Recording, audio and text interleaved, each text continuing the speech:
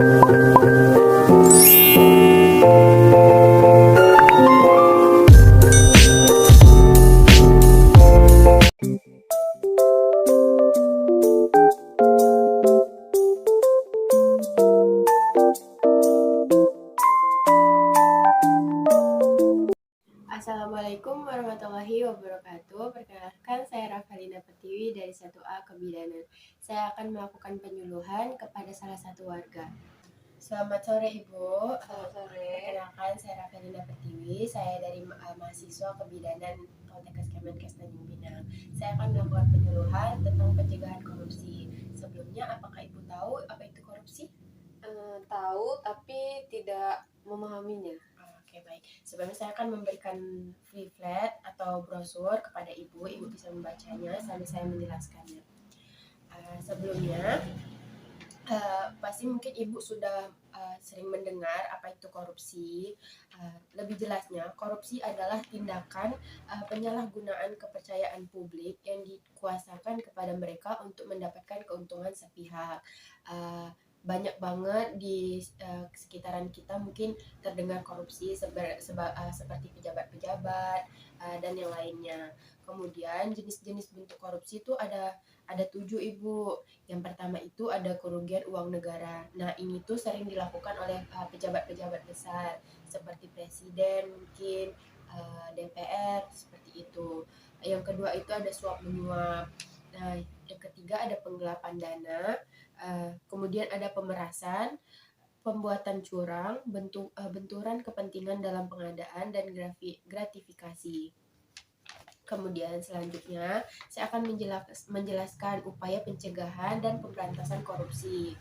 Di mana kita yang pertama itu dapat menanamkan rasa nasionalisme, kemudian membangun kepercayaan masyarakat. Nah, kita bisa mengajak ke masyarakat itu untuk mencegah gimana sih korupsi itu agar tidak terjadi.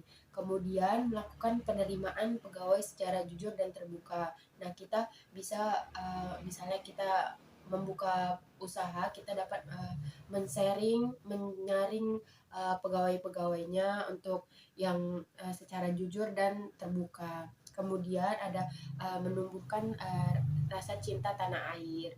Dan yang kelima, melakukan sosialisasi kepada masyarakat mengenai korupsi. Nah, seperti saya ini melakukan penyuluhan contohnya.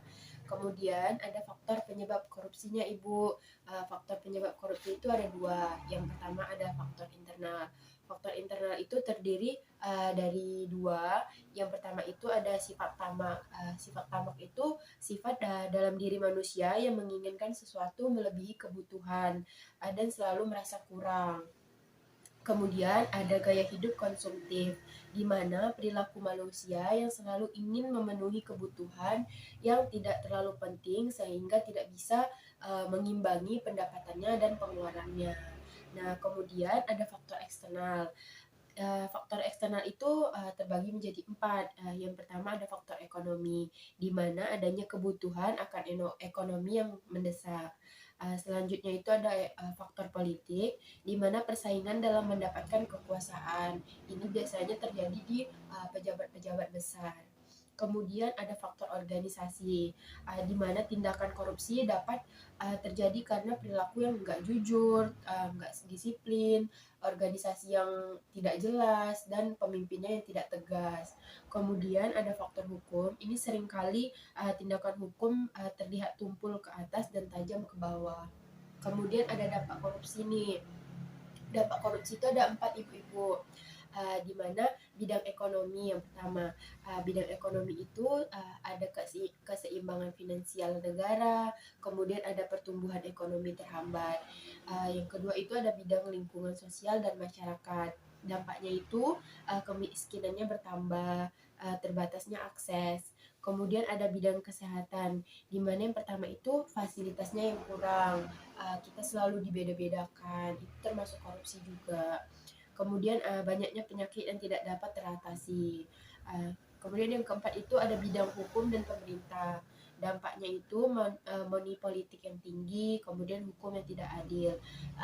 Kemudian ada sanksi korupsi untuk korupsi. Sanksi yang diharapkan untuk para koruptor yaitu koruptor akan terjerat oleh pasal Undang-Undang Republik Indonesia Nomor 31 Tahun 1999, di mana koruptor akan dikenakan hukuman tindak pidana korupsi berupa penjara paling singkat 4 tahun dan paling lama itu 20 tahun.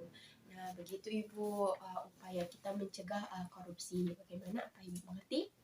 Atau Ibu ada pertanyaan? Baik, saya sudah mengerti. Terima kasih Ibu. Sekian penyuluhan dari saya. Wassalamualaikum warahmatullahi wabarakatuh.